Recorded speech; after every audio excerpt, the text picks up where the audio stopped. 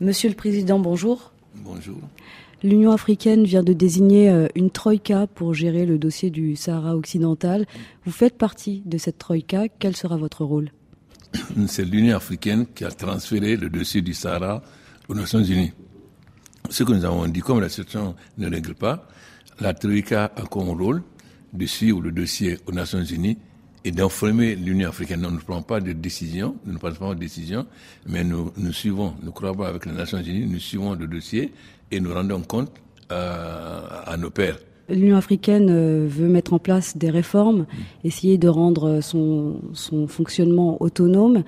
Et l'une de ces réformes, c'est de mettre en place une taxe de 0,2% sur les produits importés. Oui. À ce jour, il y a seulement 23 États africains qui l'appliquent. Comment peut-on expliquer ce scepticisme autour de cette taxe ?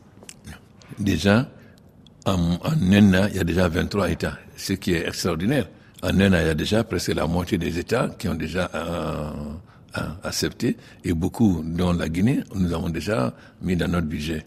Parce que vous savez, l'Union africaine était financée pour l'essentiel par l'Union européenne et autres.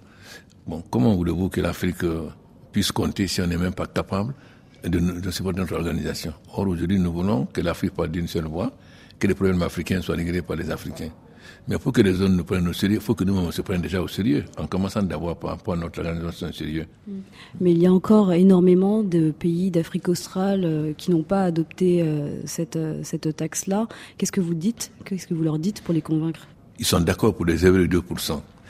Mais là où il y a problème, c'est une mauvaise interprétation de l'Afrique du Sud de dire qu'on a touché à l'acte fondamental. Je l'ai dit l'année dernière à Zuma, je l'ai dit à Ramaphosa. J'ai dit, quelle est la décision qui touche à l'acte fondamental ? Donc, c'est une mauvaise lecture.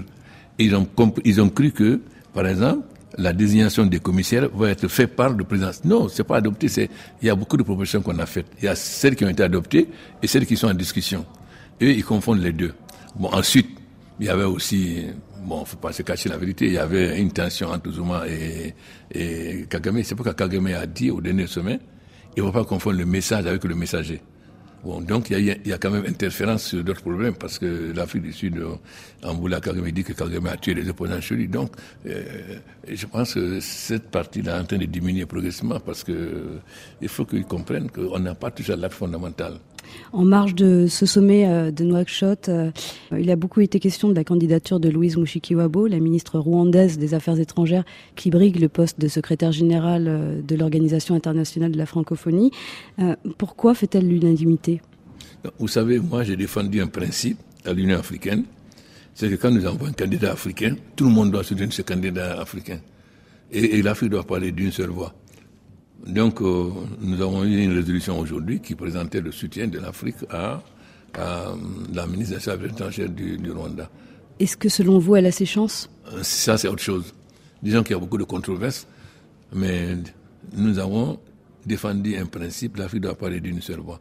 Maintenant, évidemment, tous les États africains ne sont pas membres de la francophonie, donc il n'y a pas 50 États dans la francophonie. Ça veut dire qu'on n'est pas majoritaire au point de vue voix de la francophonie. Donc ça dépendra maintenant de comment les autres pays vont se comporter. Un autre dossier qui préoccupe la plupart des chefs d'État présents à ce sommet, c'est le problème de la migration. La semaine dernière, l'Union européenne a décidé de mettre en place des plateformes de débarquement des migrants sur le sol africain. Comment est-ce que vous percevez cette manière de gérer les flux migratoires ? Les États africains ne doivent pas se prononcer individuellement. Il faut qu'on porte le problème devant l'Union africaine et que l'Union africaine prenne une décision. Mais aussi, il y a des problèmes objectif qui est dû au comportement de l'Occident en Afrique dans le passé. Chacun doit prendre ses responsabilités. Il faut qu'on s'assoie, qu'on discute en tenant compte des intérêts des deux côtés. Pas qu'on veuille nous rejeter nos enfants. Alors que si nous sommes en retard, il y a quand même des responsabilités de l'Occident. Il y a notre responsabilité aussi. Une question sur votre rôle en tant que médiateur sur la crise togolaise.